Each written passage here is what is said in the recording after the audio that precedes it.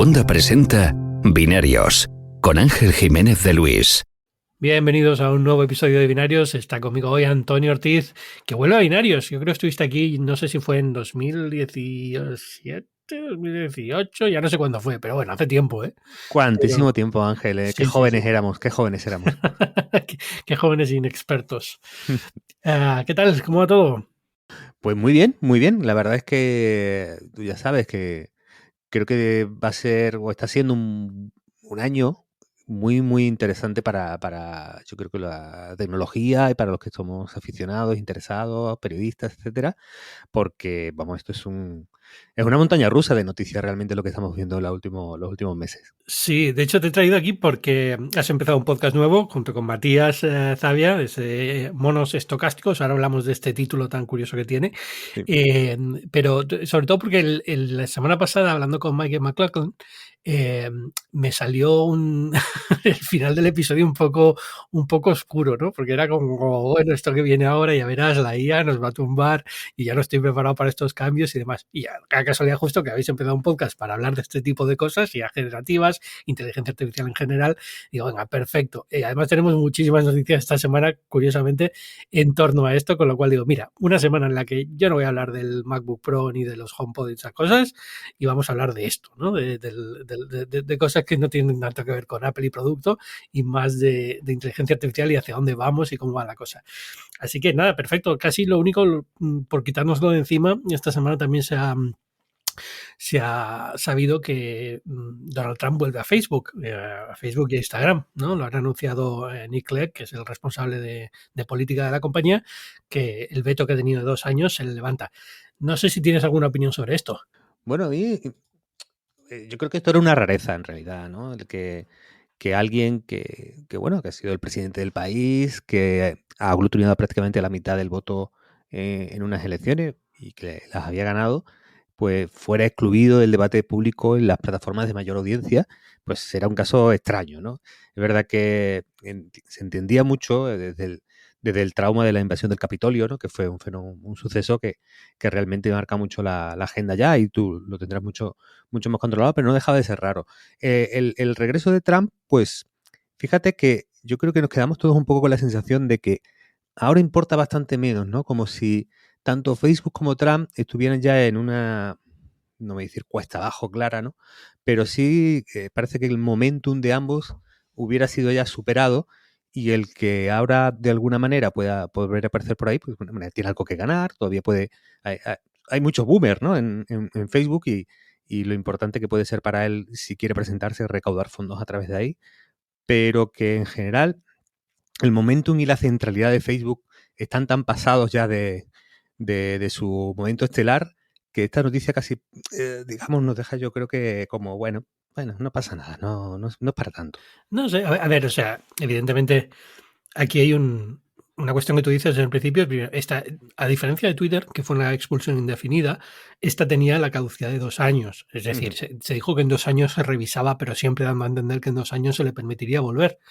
Entonces, lo que hizo Trump el día 6 de enero yo creo que era motivo de expulsión de cualquier red social, o sea, de cualquier sitio público. Fue una locura. O sea, no puedes estar alentando a gente que está tratando de hacer el equivalente a un golpe de Estado, ¿no?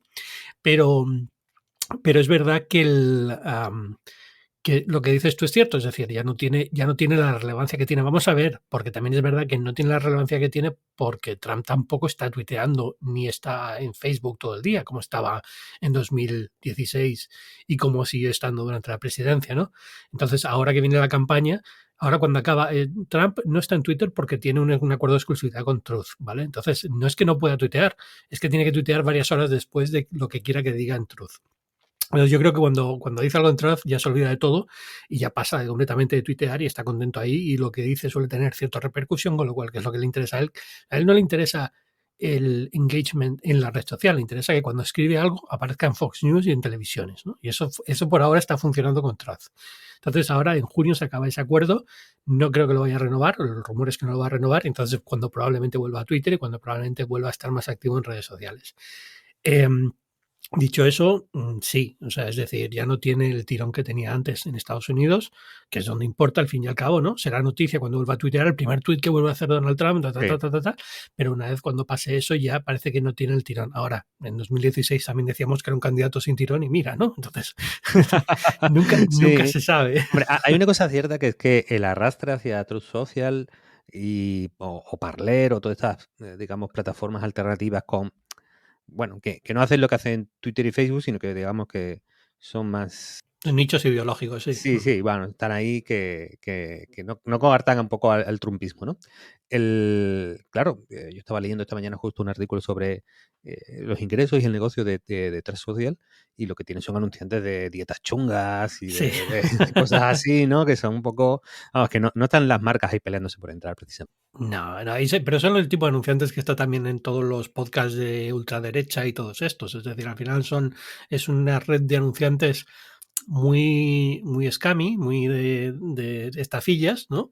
De esto de polvos nutricionales, muy basados en ser un hombre y estas cosas, ¿no?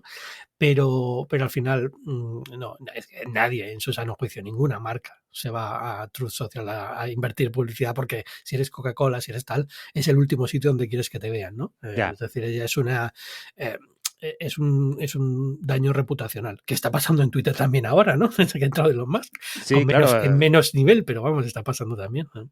Sí, yo creo que las dos lecturas se pueden hacer a la vez. Es decir, Elon Musk yo creo que está perjudicando la viabilidad comercial de su propia empresa, está acabando en su propia tumba en la inversión que ha hecho y la deuda que se ha comprometido. Y a la vez, bueno, que a veces estas plataformas, pues lo que nos cuentan un poco es que es su compromiso con la democracia, con la verdad, etcétera.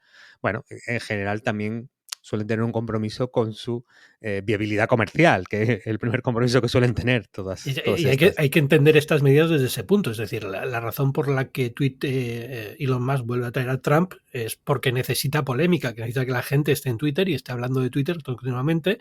Entonces necesita polémica, y es la forma más rápida de traer polémica a Twitter es que venga Trump y tuitee.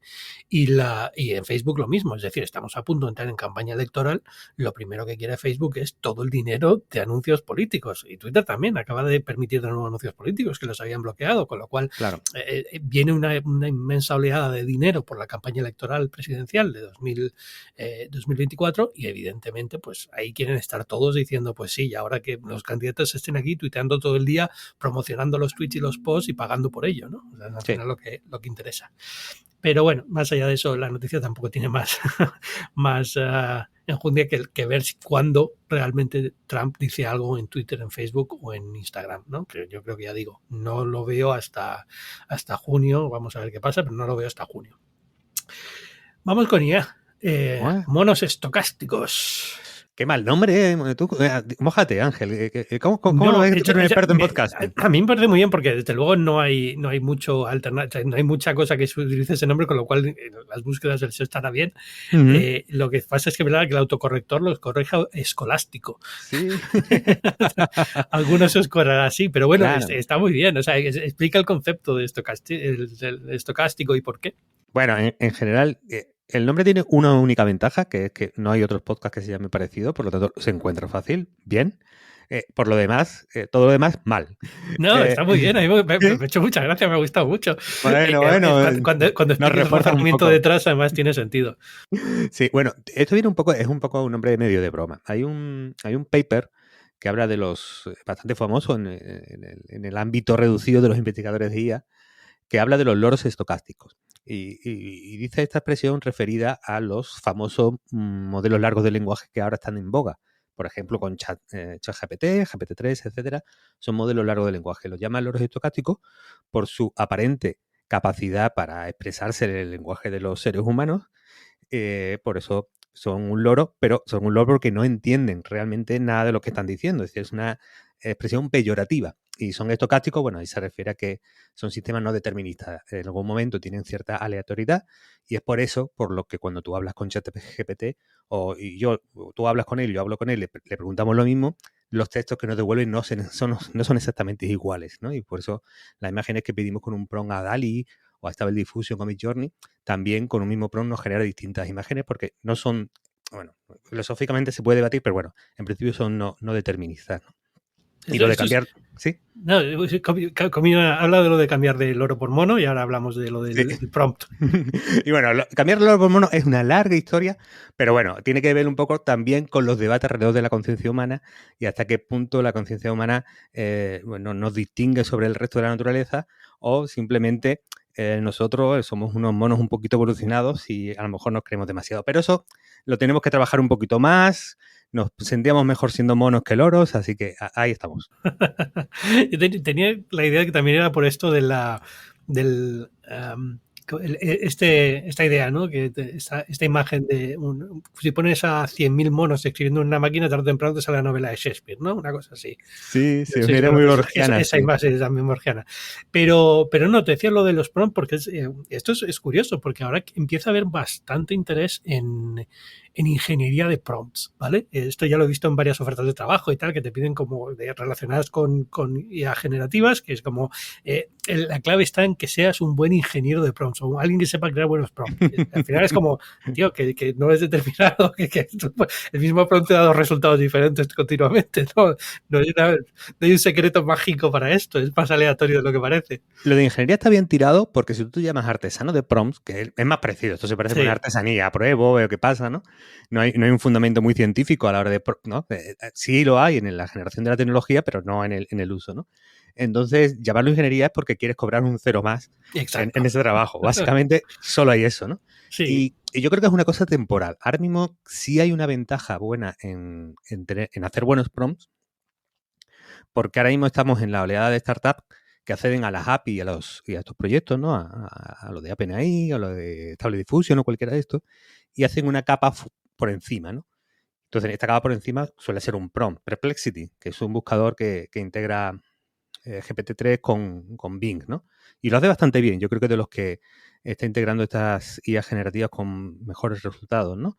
Pues al final ellos no cogen lo que el usuario le pregunta y se lo lanzan a OpenAI y punto, ¿no? Cogen eso y le dicen, OpenAI, dame una explicación en que podamos saber cómo, ¿no? Añaden un prompt al texto del usuario y así genera un resultado mejor que si tú le preguntaras a OpenAI. Otro caso de éxito ha sido el de Lensa, que genera estos avatares un poco así que los que somos feos en redes sociales nos hemos puesto, ¿no? Para parecer más chulis. Y que al final sube tus fotos, entreno, bueno, hay un proyecto por detrás que se llama Dreambot, que sirve para entrenar a Stable Diffusion para que aprenda a dibujarte a ti, ¿no? Pero añaden sus propios prompts muy currados y muy controlados y así han hecho un gran negocio. Yo creo que esto es una fase un poco temporal, ¿no? Una fase temporal en la que todavía nos dirigimos a estas IA como aprendiendo a jugar con ellas, ¿no? Sí, a ver, yo lo veo como... Me recuerda un poco... Yo en los 90 programaba páginas web, ¿vale? Yo era programador de páginas web antes de ser periodista. Y era un poco esa idea, ¿no? Es decir, esto es algo que hay mucha oportunidad para algo rápido, chapucero de este estilo. Chapucero no lo digo que era muy mal, ¿no? Pero quiero decir, para una idea rápida de negocio como esta que tú comentas, ¿no? Como que hay un momento ahora en el que se está experimentando mucho, todo es muy incipiente, todavía hay un gran desconocimiento por parte del público cómo se usan estas herramientas, con lo cual es muy fácil crear un negocio en torno a esto. Es decir, yo me pongo como ejemplo de los 90 en la web, porque en aquella época la gente no sabía diseñar webs, no era tan fácil diseñar webs, no había tantos servicios de diseño web, con lo cual yo, un jovencillo de 10 y tantos años, pues podía llegar a una empresa y decirle, te hago una web y te cobro esto. Y la empresa decía, vale. ¿Sabes? Y ahora lo pienso y dices, es que cero profesionalidad aquí, ¿sabes? Pero sí, bueno. sí. Hombre, mi impresión, Ángel, es que, bueno, nosotros empezamos el podcast y, bueno, no voy a hablar en nombre de Matías, pero yo sí estoy convencido de que la IA es la tecnología de la década. Estoy bastante Sí. esa Bueno, es mi apuesta 100%. y que ahí, pues, tú la comparas con otras cosas, ¿no? Y yo digo, bueno, yo veo lo que en 2022 ha puesto sobre la mesa en la IA y los 15 años de blockchain, Web3, cripto, no hay un prototipo de una cosa mínimamente usable para el público general comparado con esto, ¿no? Y dicho esta afirmación, creo que todo va a pasar muy rápido. Es decir, ya están llegando los vendedores de humo, ¿no? Ya está llegando la gente que boceta herramientas no code. Ya está llegando, es decir, está todo tan acelerado, todo el mundo pendiente intentando no perderse a la última ola. Yo creo que por eso mucha gente acabó muy confundida con el tema Web3, que todo va a llegar bastante, bastante rápido. Pero coincido contigo, ahora hay una ventana de oportunidad de experimentar y probar porque está todo por hacer. Ujú. Y de hecho, o sea, lo comentabas, todo está muy rápido. Estaba, no sé qué leí el otro día, aquí en Estados Unidos una encuesta, el 23% de los trabajadores estaba diciendo que ya utiliza, a ver, vamos a coger esta encuesta con pinzas porque probablemente sea un tipo de profesional muy concreto, en una encuesta que se ha hecho a un público muy reducido, pero el 23% estaba usando ya ChatGPT en su trabajo, para hacer correos, para cosas así. Es decir, la velocidad a la que esto ha aprendido y la gente ha aprendido que puede usar estas herramientas y usarlas en su día a día laboral para cosas que a lo mejor no son consecuentes. No es que estén diciendo, wow, esto ha cambiado mi vida, sino es que no me apetece ponerme a escribir un documento de 2 páginas para enviar a un cliente, ChatGPT me lo hace y yo luego lo corrijo, ¿no? Todo esto ha pasado mucho más rápido de lo que yo pensaba que iba a pasar y es verdad que, o sea, y estamos viendo el principio y esto va a ser una locura. O sea, en 2 o 3 años esto va a ser una locura. Salvo que demos con un muro y lo que parezca que va a evolucionar muy rápido, al final se queda en el mismo nivel más o menos de bueno, que es usable y está muy bien, pero no es que no crezca una barbaridad, que también puede pasar, que lo mismo estamos aquí pensando, esto va a ser la leche, y en 5 años las ideas generativas sí son un poco mejores, pero siguen haciendo las manos con 8 dedos, ¿no? Sí, sí. Ahí da, yo creo que con 2 ideas clave, Ángel. Creo que ha dado con 2 ideas clave. Una es que los modelos largos de lenguaje, que bueno, con lo que estamos flipando ahora, pues tienen errores, generan, o se llaman alucinaciones, ¿no? Es decir, ¿qué pasa con ChatGPT? Que se inventa las cosas, que a veces no sabe, y además no sabe cuándo no sabe y no sabe cuándo sí sabe. Es decir, él con toda la misma seguridad te responde a todo y por lo tanto es una herramienta que a la hora de usarla en producción, ojo cuidado porque tiene que ser para cosas y para casos de uso en los que te puedas permitir ciertos errores o ciertos fallos. Y luego está todo el hype que hay con GPT-4, ¿no? El siguiente modelo que presumiblemente sacará OpenAI, esperamos este año, ¿no? Y en el que va a haber, yo creo que un buen momento para evaluar lo que afirmabas antes, que es si la resolución de este tipo de errores, el que el modelo de lenguaje tenga más sentido común y entienda además cuándo sabe y cuándo no sabe. Es decir, esos ciertos avances que necesitamos para que en muchos casos se pueda poner en producción algo de este tipo, si es una cuestión de tamaño, es decir, el modelo tiene más parámetros, tiene más datasets de entrenamiento, etcétera, con la misma tecnología, con el mismo paradigma, con el mismo modelo computacional, o si es que este modelo computacional, por su propia naturaleza, tiene unos límites que aunque añadas los trillones que hablan en Twitter de parámetros que tendrá GPT-4, que no es así, aunque lo hagas mucho más grande y lo entrenes mucho mejor, el propio modelo tiene esa limitación intrínseca y por lo tanto se puede llegar a otro muro como se ha llegado históricamente a la inteligencia artificial. Sí, eso es lo que estaba pensando. Es decir, al final, porque mi intuición me dice que algunos de estos errores que comete no vienen tanto por falta de entrenamiento o por falta de exposición a datos, es porque son cosas, se manejan de forma diferente en el cerebro humano. Es decir, cuando ChatGPT falla en matemáticas, no es porque no haya visto 50.000 veces que 2 más 3 son 5, ¿no? Me ha costado decirlo, imagínate. Sino porque realmente son la parte de nuestro cerebro que hace aritmética es muy diferente de la que hace el lenguaje, ¿no? Entonces, cuando creas un modelo que está entrenado en lenguaje, no está entrenado para lo otro, ¿no? Entonces, es un poco, ahí va a estar más sin saber de esto absolutamente nada. Te estoy hablando de pura intuición basado en lo que he leído de inteligencia artificial, cómo funcionan estos modelos, aprendizaje máquina y demás. Pero entiendo que aquí la gracia va a estar en alguien que encuentre la forma de combinar estas dos ideas y cómo hacerlo, ¿no? Cómo conseguir que un modelo cuando sepa que está hablando de algo técnico y que tiene que tener una serie de habilidades que son diferentes a las que simplemente la verborrea, ¿no? Es decir, te voy a contar cosas como sé que a la gente le gusta leerlas y las entiende. Sí, hay una corriente que es muy escéptica con el momento actual de la IA, que además es muy sano que la haya, porque sí, con el exceso de hype que tenemos ahora mismo, yo creo que es muy positivo, y que apuntan a que, bueno, que estos modelos que realmente no saben nada del mundo, que solo, digamos, han procesado textos sobre el mundo, pero nunca han tenido una experiencia real del mundo. Por ejemplo, lo que tú indicas es la manera de aproximarse a las matemáticas, pero cualquier otra experiencia con la comida o con viajar o con ver un cuadro, es decir, estos modelos no tienen ningún tipo de experiencia y realmente no tienen ese conocimiento del mundo, y algunas voces indican que quizás habría que hacer una síntesis sobre la vieja inteligencia artificial que también llegó a sus límites y consiguió mucho menos de lo que se está consiguiendo ahora, ¿no? Que digamos, la simbólica, darle a estos modelos unos conocimientos previos, darle digamos, una manera de conocer anterior a entrenarla con los datasets, y a partir de ahí, pues, lograr una síntesis. Pero bueno, todo esto de momento es un debate de momento es casi teórico, vamos. Es más filosófico casi, Sí, ¿no? Digamos sí. que práctico y de ingeniería, pero me hace gracia porque digamos que es lo que es el equivalente a las manos de 6 dedos y las bocas con 80 dientes de las IA generativas de imágenes, ¿no? Es decir, Ujú.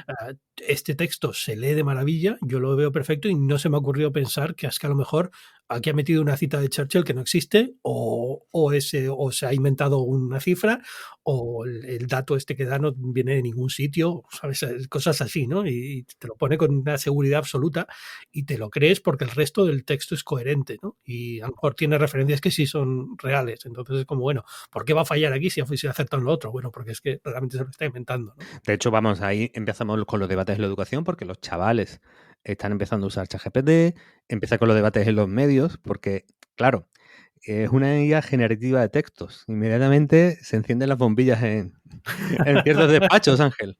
De hecho, mira, vamos a hablar de lo de BuzzFeed, que ha sido brutal. O sea, si alguien sigue la bolsa, que yo, por como escribo de economía muchas veces, pues sigo la bolsa todos los días, esta semana, el momento que Peretti, el fundador de BuzzFeed, anunció que iban a usar inteligencia artificial en BuzzFeed, la acción se disparó un 170%, una cosa así, una locura. Es verdad que la acción lleva 3 años cayendo a lo bestia, ¿no? Pero vamos, ha sido una de estas cosas que dices, Dios mío, o sea, tiene un 70%.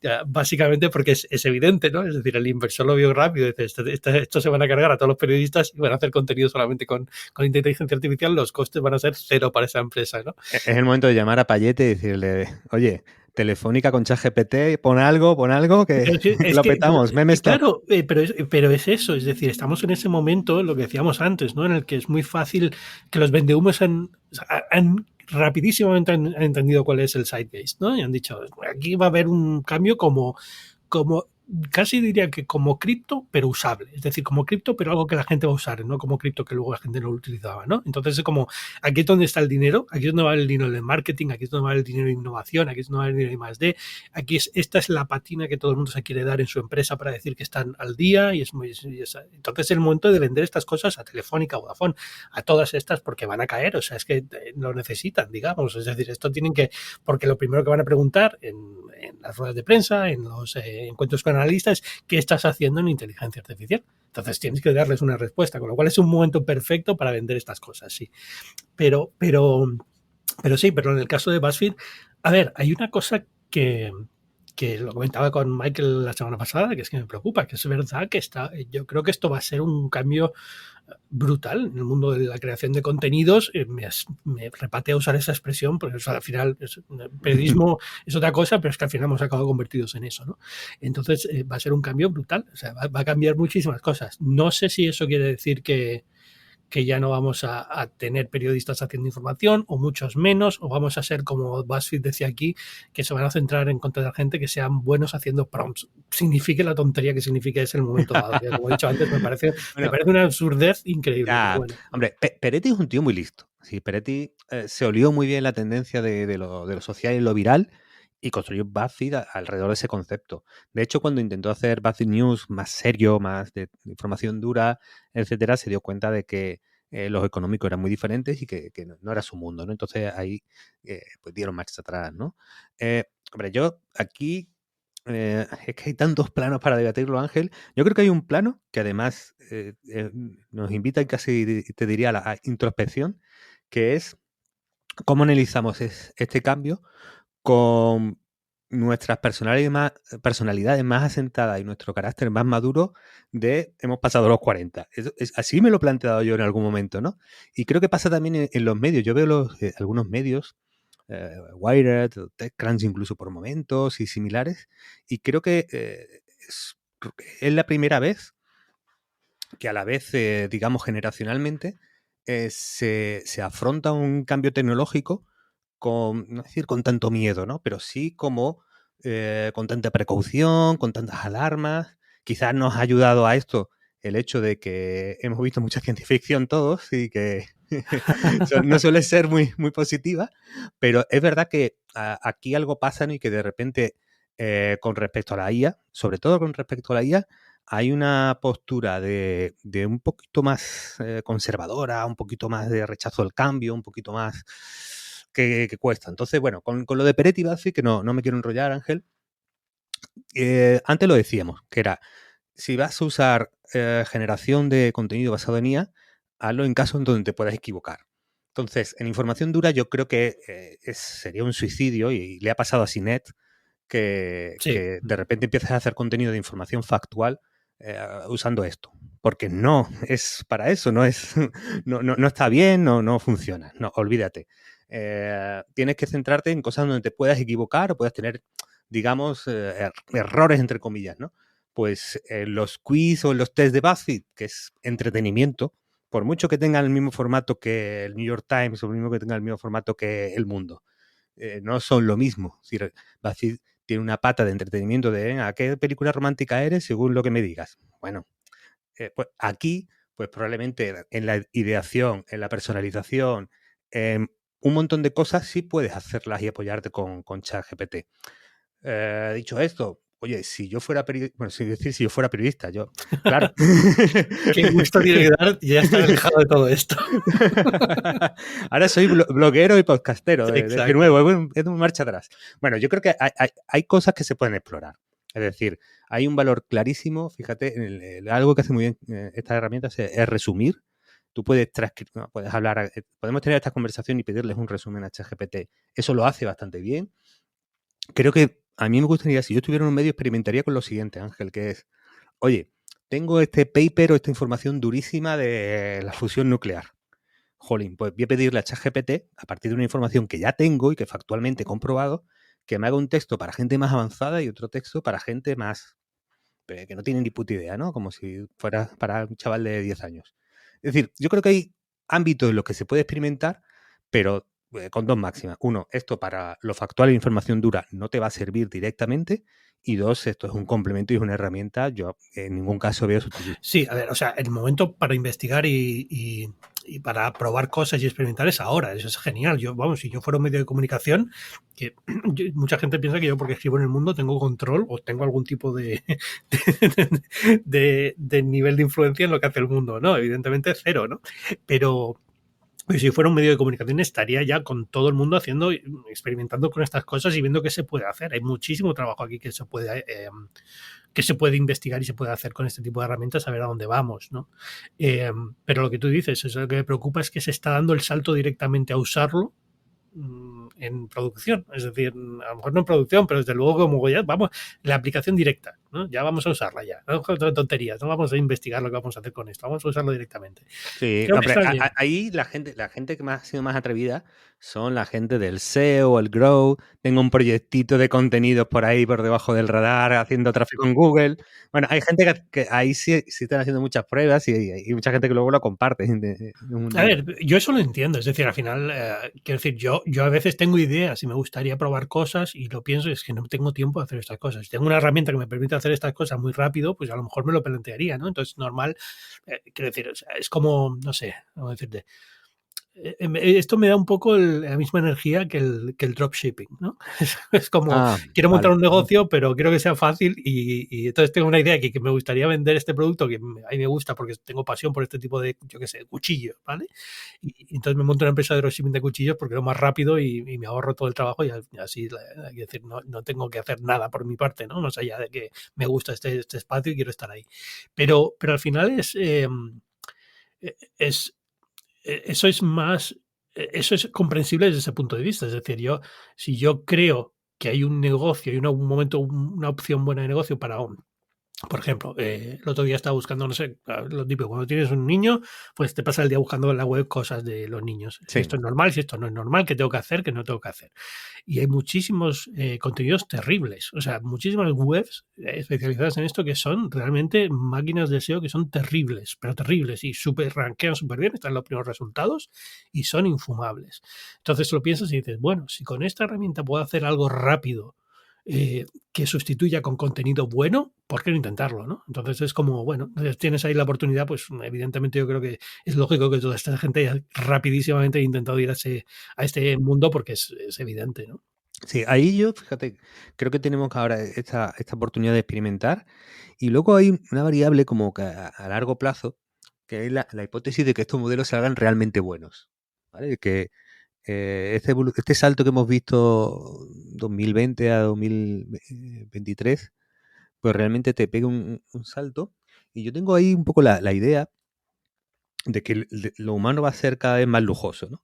Igual que, bueno, en Estados Unidos lo veis más, ¿no? Cuando te hacen el McDonald's donde no hay nadie en el mostrador, ¿no? ¿no? El servicio en el que pides por el móvil, recoges Sí. y no ves a nadie, ¿no? O recoger tu paquete de Amazon de un de unas cajas de estas que están en la calle, ¿no? Es decir, hay una tendencia en muchos negocios que intentan, pues eso, minimizar el coste de mano de obra y en nuestras vidas hace eso que tengamos menos interacciones humanas también. Y en digital es posible que vayamos un poco a ese mundo en el que haya una base de que, digamos, el menú del día lo van haciendo máquinas, tanto en ilustración, imagen, vídeo, tal vez quizás texto, y que lo humano acaba siendo un lujo. El otro día veía una página que dice, mira, nos hemos puesto el autosello de 100% humano. Siempre que entres aquí, ten la seguridad de que está hecho por personas. Y por lo tanto, pues tienes que otorgarnos un poco más de valor. Bueno, por ahí yo creo que también va a haber algo. Sí, no, me encantaría verlo, ¿eh? O sea, coincido 100% contigo que hay probablemente una corriente que venga, en la que las cosas hechas a mano, la artesanía, más allá de lo contenido digital, es decir, probablemente esto tenga una influencia también en un renacer de la artesanía para ciertas cosas y tal, con lo cual creo que lo estamos viendo en cierta forma. Cada vez hay más interés en Etsy y estas plataformas, ¿no? De hablar con creadores que te crean cosas para ti y tal. Pues yo creo que esto va a ser una tendencia y va a tener va a ser una ola, digamos, una temporada de esto. No sé si va a ser sostenible, no sé si cuánta gente, cuántos artesanos van a poder vivir de esto, pero bueno, desde luego va a haber más de lo que había hasta ahora, ¿no? Igual probablemente veamos más interés también en cosas customizadas, en cosas que sean únicas, en un artista que te hace algo exclusivamente para ti, joyas, ropa, tal. Pues eso todo es genial. No sé, tampoco soy como no estoy muy convencido de que la IA vaya a sustituir todas las cosas. Esta semana creo que teníamos el primer juicio que teóricamente iba a defender una IA, iba a ser uno de los abogados, y al final creo que lo han parado, ¿no? En Estados Unidos, porque, porque la otra parte del juicio dijo que los iba a meter en la cárcel como hicieron eso, básicamente. Pero Bueno, están ahí también. O sea que se está intentando hacer en muchos campos en los que probablemente no tenga mucho sentido a sí. medio plazo, A pero mí el hombre este de Donut Pay, el brother, a mí me parecía que era un tío que hacía un bait, ¿no? Dice, mira, voy a llamar la atención aquí que, venga, una IA va a defender un caso, bueno, que esto es el nuevo, he abierto una tienda en el metaverso, yo qué sé, es como un bait un poco, me hace un poco bocazas el sí, colega, es mi es darle impresión. pero es darle un barniz de algo que está de moda y yo estoy ahí, ¿no? Eso es un poco Ujú. lo que están intentando hacer, ¿no? Porque Do Not Pay lo que hacía era multas de tráfico hasta ahora, lo que hacía el principal de esto de negocio. No recordaba, sí, esto, era un agregador de estos de... bueno, Y metieron también lo de negociar descuentos, ¿no? De que su bot te negociaba un descuento con Sí, ciertas pero empresas. eran bots muy sencillos que hacían una cosa que es puramente automática, que es que protestar multas de tráfico, digamos, y entonces, bueno, pues de todas las que protestabas, algunas salían y te compensaba económicamente usarlo, ¿no? Pero esto de IA, que era más complicado porque ya era con ChatGPT, y ahí teóricamente iba a hacer textos muy grandes, luego creo que algún abogado se ha puesto a experimentar con una herramienta que creó y con los textos legales que salen son un desastre. Esto es como, acabas haciendo tú lo mismo yéndote a cualquier página de estas que te dejan descargar textos legales para usar tú, Plantillas, ¿no? y es plantillas, y lo que está haciendo es una plantilla que rellena con los datos que tú le das y ya está, pero es la misma plantilla que tienes en cualquier otro sitio. O sea que no era tampoco, no Además era que en tan un caso avanzado. real, Ángel, es decir, hay un problema de los modelos de lenguaje que es, digamos, la memoria que tienen. Es decir, tú a un ChatGPT le puedes poner una entrada de 100 palabras. Pues perfecto, lo entiende, lo procesa todo. De 500 palabras, lo procesa. Pero llega un límite, bueno, ellos lo miden más en tokens, que digamos son un poquito menos que palabras en español y que no para todos los idiomas es la misma proporción. Pero hay un momento en el que el contexto, es decir, lo que es capaz de acordarse o de hago un poco la versión antropomórfica, ¿vale? De acordarse de qué tiene que tener en cuenta para generar el nuevo texto, pues se lo olvida. Entonces, claro, esto en un juicio en el que a lo mejor lo que tienes que tener en cuenta en un momento dado para hacer un alegato, para protestar cualquier cosa, pasó hace 10 minutos, esto es imposible con los modelos de lenguaje, con los actuales que están en producción y que existen, ¿no? Entonces, vamos, creo que tecnológicamente incluso creo que es absurdo, ¿no? Por eso digo que hay muchas cosas que se están hablando ahora como que van a pasar y no tengo del todo claro que vayan a pasar, ¿no? O sea, no es... Sí, ahí Ángel, yo creo que nos va a tocar convivir con una costra, con una capa, que, fíjate, y me parece que aquí también lo vamos a compartir, ¿no? Que es, por ejemplo, ahora mismo ha habido un cierto movimiento de chavalotes chavalotes y señores más mayores, ¿no? Del mundo cripto al mundo de la IA. Sí, lo que un poco a la hora de la tendencia. Y claro, algunos, no voy a decir todo, bueno, que sería feo generalizar, pero algunos tienen esa pose de... Mira, había uno que me infló las narices, tío. Te lo voy a decir aquí, te puedo confesarlo. Pero que no, era, no, o sea, tú entiendes que parte del negocio es ese, ¿no? Es decir, ella está intentando crearte esa sensación.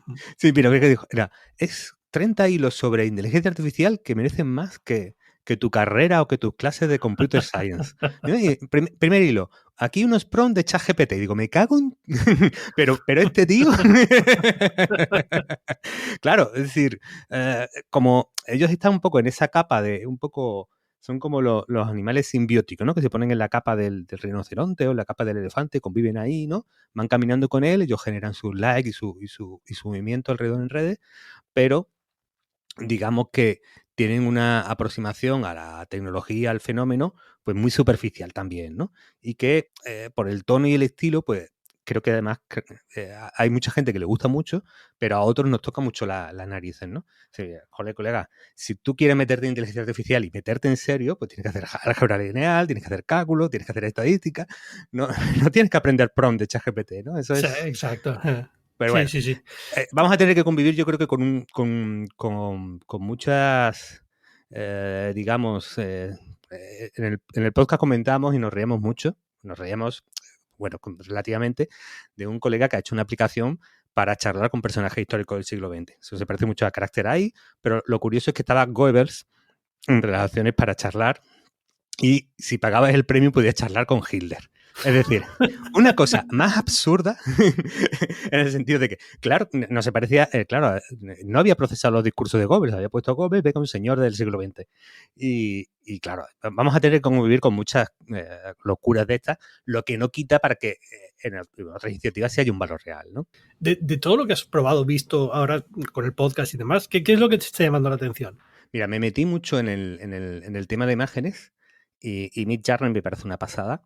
No he entendido nunca por qué Midjourney lo hace todo tan bien y el resto todavía no llegas. Es increíble lo de Midjourney. Es que es verdad, o sea, los resultados son, no sé día, pero es que no hay modelos de Stable Diffusion que yo haya visto que se acerquen ni siquiera a Midjourney, lo bueno que es.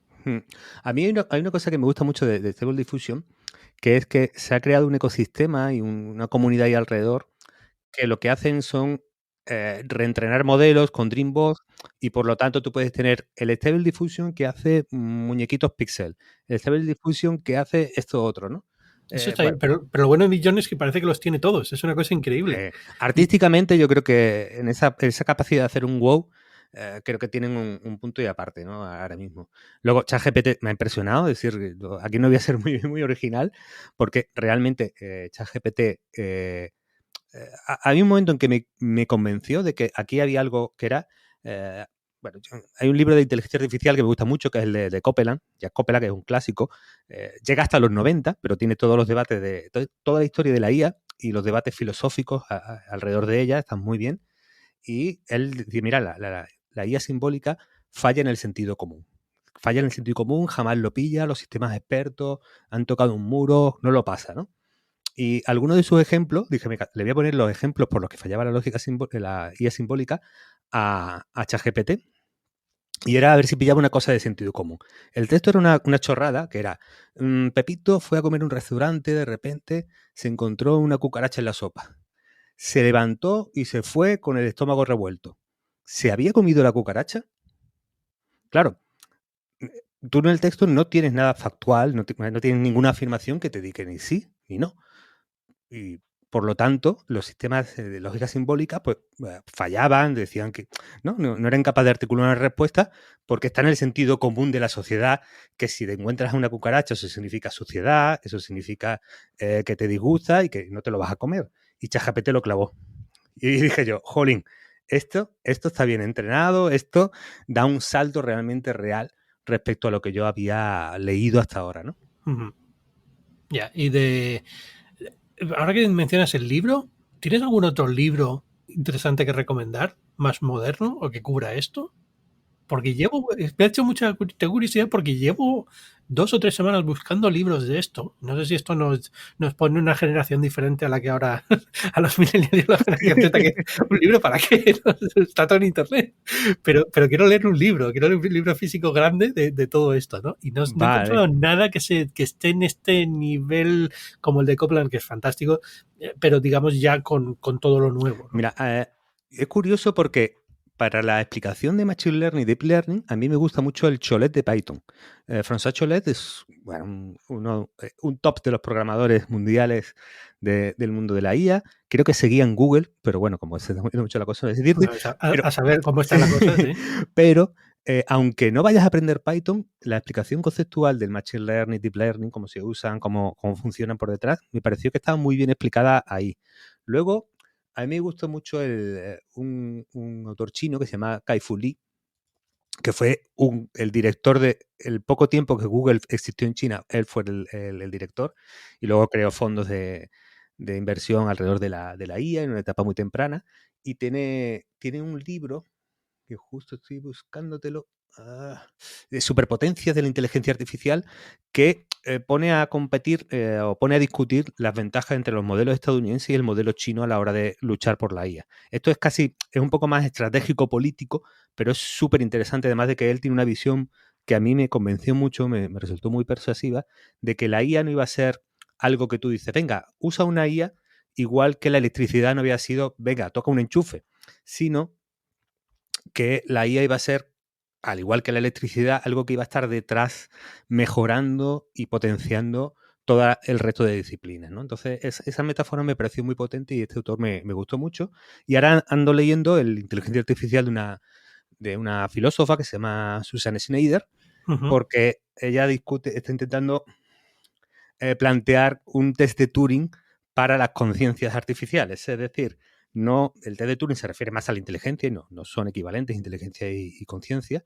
Y la profesora esta, Schneider, lo que está intentando plantear es qué tipo de test le tenemos que hacer a robots, a IAs, a software, para intentar detectar cuándo se ha conseguido o cuándo se ha conseguido que tengan conciencia. Esto ya es un poco ya más el mundo filosófico, pajas mentales, etcétera, pero bueno, a mí es que ese me gusta mucho también. Lo digo porque tengo muchísimo interés por meterme en este campo y hay muchísimos tutoriales y muchísimas cosas, pero son muy, no sé, noto como que falta algo que explique, no sé, a lo mejor me meto ya aquí en un tema más filosófico, a lo mejor me puedes ayudar también, o por lo menos me das tu opinión. Muy, muy relacionado con lo que comentabas de la IA va a estar en todo. Todos estos modelos no sabemos cómo funcionan internamente. Es decir, los hemos programado. Nosotros no, bueno, los que nos hayan programado, ¿no? Pero digamos que sabemos hemos programado cómo las máquinas hacen este tipo cuando hacen machine learning, qué importancia le dan las cosas, cómo hacen las relaciones, pero no sabemos de las relaciones que crean. Son una caja negra, por así decirlo, ¿no? Entonces, me preocupa que ya veníamos con la idea de una generación que llega ahora que no sabe cómo funcionan los ordenadores y no sé qué y no sé cuántos y solo ha usado apps y cómo van a programar y no sé qué, el race del no code y todo es no code y no sé qué y no sé cuántos, y ahora vamos a meterle esta capa que es todavía más abstracta, por así decirlo, ¿no? De decirle, es que vamos a tener objetos que van a funcionar de maravilla, nos van a hacer la vida muy fácil, pero que no vamos a poder controlar llegado un momento. O sea, no los entendemos al nivel que necesitamos entenderlos para relegar cuando algo falla. Sí, me parece un poco casi como una maldición griega de estas, ¿no? Sí, total. Que es cuanto más inteligentes sean estas máquinas, menos las vas a entender, ¿no? Por lo tanto, decía el otro día Sam Altman en una entrevista, Sam Altman es el CEO de OpenAI, que cuanto más cree que se están acercando a la inteligencia artificial general, pues más difuso lo ve y menos acaba de entender todo esto, ¿no? Entonces, hombre, yo creo que el problema de la caja negra se acabará resolviendo. Al final es un artefacto software que ejecuta instrucciones y que se le podrá hacer la ingeniería inversa yo creo que técnicamente debe ser posible y quizás aquí me estoy tramitando a un terreno que no es el que más he estudiado y antes se me ha olvidado una cosa que por ejemplo, yo creo que hay gente que sí está haciendo una labor buena de divulgación en la IA y desde hace años, por ejemplo, un 12CV lo está haciendo muy bien. Es un youtuber, es verdad que le da todo ese tonito youtuber, ¿no? De entusiasmo y tal, pero está guay porque comunica y engancha a los chavales y se gasta tiempo en unas infografías para entender cómo funciona un tensor. Es decir, es una maravilla. Es decir, que te haga una infografía para estudiar el álgebra que se ha usado en AlphaMine, en AlphaZero, pues me parece una chulada, ¿no? Entonces, bueno, sí, yo creo que ahí en la parte de no es libro, sino que es divulgación quizás para otra generación, 12CV lo está haciendo chulo. Perdón, ¿el nombre es? .csv. Ok. Bueno, lo voy a mirar porque no lo tenía en el radar y lo que me cuentas es justo lo que estaba buscando. Quiero a alguien que me explique cómo funciona un tensor, básicamente. O sea, vale. No eso porque ya lo tengo, pero esa idea, ¿no? Ese nivel de divulgación es el que estaba buscando y no encontraba todavía nada así como muy, muy claro o nada que fuera lo canónico que hay que de referencia que hay que saber. Aunque justo ahora, esta semana han anunciado, creo que la Universidad de Texas, que va a lanzar un máster específico de inteligencia artificial abierto, gratuito, no sé si gratuito, pero desde luego accesible y que bueno, puede estar interesante. Esto ya me data también un poco. Un boom muy grande con el tema de los cursos online de universidades y iTunes U y estas cosas, que me dio por hacer muchos cursos de universidad y ahora hace tiempo que no los hago y pienso dónde está este mundo, no sé dónde ha quedado todo esto, pero imagino que habrá alguno de inteligencia artificial de Stanford, ¿no? Que puedas ver online. Sí, era muy famoso el Coursera de Andrew Ng. Perdona que no sé pronunciarlo, pero es que se escribe NG. Sí, sí, el apellido coreano es una cosa de estas, ¿no? Sí, a ver si las suposiciones. Pues mira, lo he abierto y me pone que es británico, pero bueno, será de origen asiático. Es el super top de Stanford y era muy famoso. El Coursera suyo era muy famoso. Lo que pasa es que yo creo que en la mayoría de estos ya han evolucionado a cursos de pago. Que bueno, puede tener su ventaja, porque así uno se obliga a hacerlo, porque yo también he sido de los que he empezado Coursera. Sí, todos hemos hecho las primeras lecciones de muchos cursos, yo creo. Absolutamente. Sobre todo, igual que vimos todas las charlas TED en su momento y estas cosas. Fue una ola interesante de autodidactismo que yo creo que ha quedado un poco ahí en el aire, pero bueno.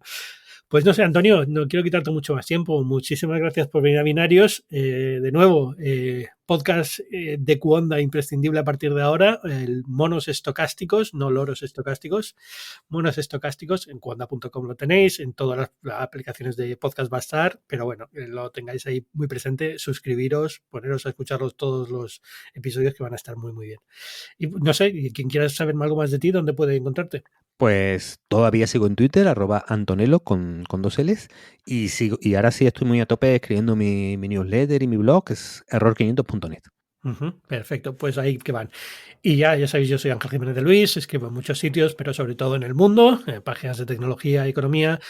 Podéis encontrarme en Twitter de la mejor forma, @Ángel Jiménez por ahora. En Mastodon también estoy, no soy muy activo, pero bueno, ya estoy empezando el plan de migración. En Instagram también soy @Ángel Jiménez. Y nada, esto es Binarios, un poco de tecnología, ya sabéis, comentamos un poco la actualidad tecnológica y volvemos la semana que viene. Chao. Chao, chao, chao.